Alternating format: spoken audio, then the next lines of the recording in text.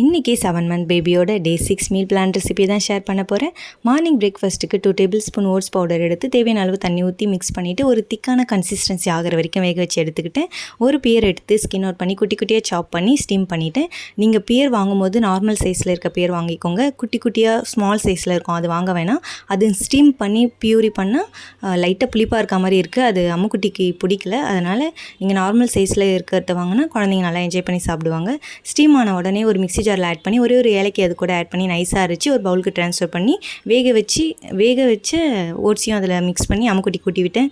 அம்முக்குட்டி ஒரு 4-5 ஸ்பூன் தான் சாப்பிட்ருப்பாங்க, அதுக்கு மேலே சாப்பிடல. ஏன்னா லைட்டாக புளிப்பாக இருக்க மாதிரி இருந்தது. அதனால் போதும்னு சொல்லிவிட்டு நான் விட்டுட்டேன். ஒரு 11:30 போல் முளை கட்டின பச்சை பயிரை நல்லா ஸ்டீம் பண்ணிவிட்டு கையாலேயே ஒன்று எடுத்து மசிச்சு அம்முக்குட்டிக்கு ஊட்டி விட்டேன்.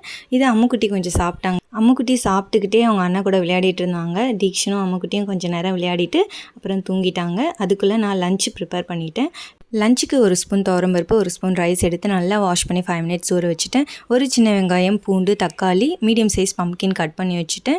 ஒரு குக்கரில் கட் பண்ண எல்லாத்தையும் ஆட் பண்ணிவிட்டு ஊற வச்ச துவரம்பருப்பு அரிசியை ஆட் பண்ணிவிட்டு கொஞ்சமாக பச்சை பயிறு இருந்தது அதையும் ஆட் பண்ணிவிட்டு கொஞ்சம் சீரகம் மஞ்சத்தூள் ஆட் பண்ணி தேவையான அளவு தண்ணி ஊற்றி ஒரு 3 to 4 விசில் விட்டு இறக்கிட்டேன். கூல்டவுன் ஆன உடனே ஒரு மிக்ஸி ஜாரில் ஆட் பண்ணி அரைச்சி ஒரு பவுலுக்கு ட்ரான்ஸ்ஃபர் பண்ணி கொஞ்சமாக நெய் ஆட் பண்ணி அம்முக்குட்டிக்கு ஊட்டி விட்டேன். அம்முக்குட்டிக்கு இந்த டேஸ்ட் பிடிச்சிருந்தது, நல்லா சாப்பிட்டாங்க. நீங்களும் இந்த ரெசிபியை ட்ரை பண்ணி பாருங்கள், நல்லா என்ஜாய் பண்ணி சாப்பிடுவாங்க.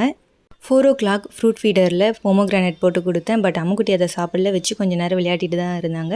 டின்னருக்கு பார்லி வெஜிடபிள் சூப் தான் கொடுத்துருந்தேன். இந்த டேஸ்ட்டு சூப்பராக இருந்தது. அம்முக்குட்டி நல்லா என்ஜாய் பண்ணி சாப்பிட்டாங்க. இந்த ரெசிபி வேணும்னா கமெண்ட் பாக்ஸில் கமெண்ட் பண்ணுங்கள். இன்னும் நிறைய பேபி ரெசிபி பார்க்கணுன்னா மறக்காமல் சேனலை சப்ஸ்கிரைப் பண்ணி வச்சுக்கோங்க.